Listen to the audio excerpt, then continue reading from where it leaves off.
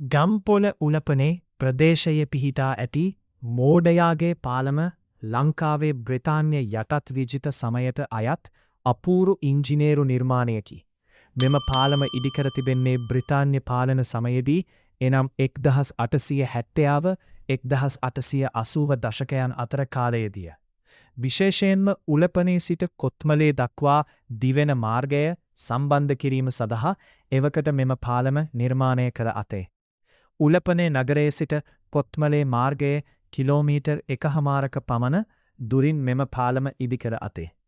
මෝඩයාගේ පාලම යන නම ලැබීමට හේතු දෙකක් ජනප්‍රවාදයේ පවතී.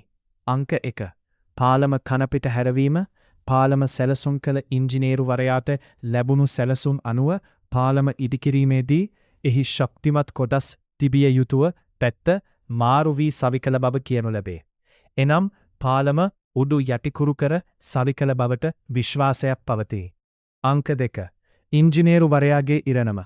පාලම නිම කළ පසු එහි ශක්තිමත් භාවය පිළිබඳ සැක මතු වූ බවත් ඉන් කලකිරීමට පත් ඉංජිනේරුවරයා පාලමෙන් පැන දිවී නසාගත් බවත් තවත් කතාවක් සඳහන් වේ.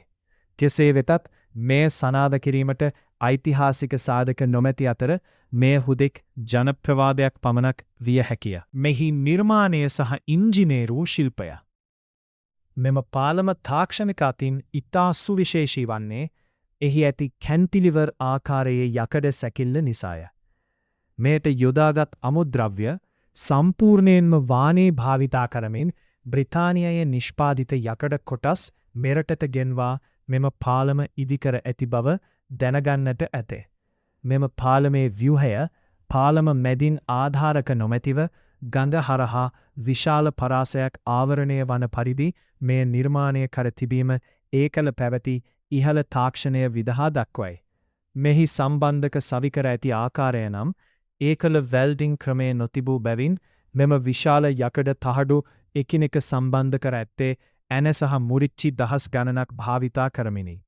මෙම පාලමේ වත්මන තත්ත්වය මෙය අතීතයේ පදිකයන්ගේ භාවිතයට සහ තමා උඩරට තේ වතුවලට අශ්ව කරත්ත සහ තවලම් වලින් යාම සඳහා ඉංග්‍රීසි ජාතිකයන් විසින් ඉදිකර ඇති මේ පාලමෙහි විශේෂත්වය කලින් කිව්වා වගේම එහි පාලම් ආරක්ෂිත ඇන්ද උඩට නොව යටි පැත්තට සිටිනසේ සවිකර තිබීමයි.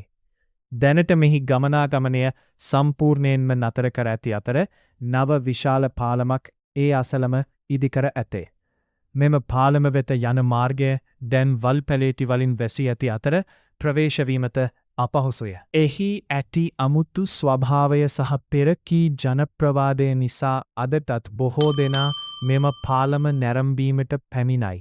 ශ්‍රී ලංකාවේ ඉතිහාසය විශේෂ ස්ථාන සහ නොයෙකුත් තොරතුරු දැනගැනීමට සහ දැනුම බෙදාහදා ගැනීම සඳහා ඔබත් අප කණ්ඩායම සමගින් එකතු වෙන්න.